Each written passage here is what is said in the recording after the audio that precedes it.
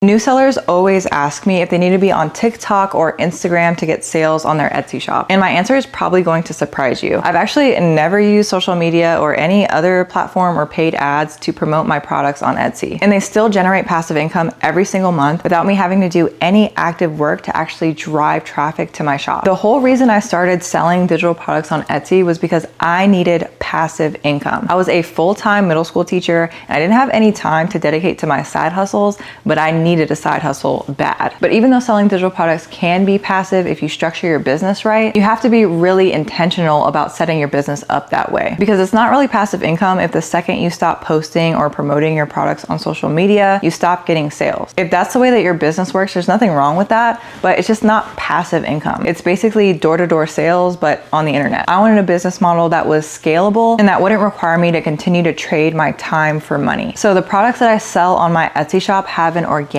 demand. And all that means is the products that I'm selling are products that people are already looking to buy. My customers are going to Google and Etsy search every single day, searching for products like mine. I don't have to go find my customers or convince them to buy my products. And because my products have an organic demand, all I have to do to get new customers is post my products on Etsy and make sure that they are search engine optimized. You might have heard this terminology if you've been doing research about starting a new Etsy shop or selling digital products. And the popular acronym for it is SEO. It might sound complicated. I have an entire video where I walk you through the step-by-step of how to optimize your products for Etsy search. I'll link in the description box below this video so you can watch it. But in simplified terms, all it means is you want to make sure that the keywords or words and phrases that you use when you're listing your products match as closely as possible to the words that your customers are typing into Google search and Etsy search when they're looking for your products. So you want to be very intentional about what words and phrases you're using in places in your listing, like your title, your listing description, and your tags, and making sure that those target both popular but also very specific focus keywords that are related to that specific product. That's going to make it possible for your products to rank on the first page of Etsy search, on the first page of Google, and for you to get organic traffic. No paid ads, no posting on social media, fully passive income. Search engine optimization is crucial no matter what your niche is, but again, whether or not you're going to need to do some sort of promotion is really going to depend on your niche. So I can't tell you whether or not it makes sense for you to promote your products on social media without knowing exactly what you're selling and who you're selling that to. In the digital marketing world, there's this concept called a funnel, and whether or not you'll need to promote your products on social media is going to depend on whether or not Etsy is top of funnel for you, like Etsy is top of funnel for me. So when I'm talking about a marketing funnel, picture a funnel. This biggest area up here at the top of your funnel is where customers are learning about your products. New customers learn about my products on Etsy and Google search. They're already coming there looking for my products. But if the types of products you're selling or who you're selling to doesn't have an organic demand specifically on Etsy, then Etsy wouldn't be your top of funnel. Depending on your niche, you might get some organic traffic from Etsy, but it might make a lot of sense for you to post your products or different types of advertisements promoting your products in different places on the internet where your customers are congregating and looking for solutions to whatever problem you're helping them solve. And this is going to completely vary from niche to niche. It could look like posting about your products in certain Facebook groups or even like subreddit forums. If your products are related to like a home decor aesthetic, it could make sense to post them on Pinterest. If your products are printable, then it might make sense to print them out and either promote them on your own Instagram or TikTok or send them to influencers in that niche for them to promote your products. And that could work really well for some niches like homeschool lesson planning or home decor, but it might not make a lot of sense for other niches. If you have questions about a specific niche, let me know in the comments. But no matter what your niche is, the good news is that you do not have to stretch yourself thin and try to exist on every single platform. It's honestly not going to make sense for you to do that anyway. You just need to know where your specific customer goes when they're looking for solutions to their problem or when they're looking for things to help them achieve whatever goal you're helping them with. If the answer is Etsy, then let Etsy do the work. If you're not sure where to start with your Etsy research and how to figure out if a product has organic demand on Etsy, I have a bunch of videos where I walk you through my step-by-step process for how I do that. I'll drop a link to one in the description box below this video. Now, if you do that research and you discover that there is an organic demand for your products, then all you need to do is master Etsy SEO. And I've got step-by-step tutorials for that on my channel as well. Now, if you do that research and you find out that there's not an organic demand for your products on Etsy specifically, you're gonna have to make a choice and decide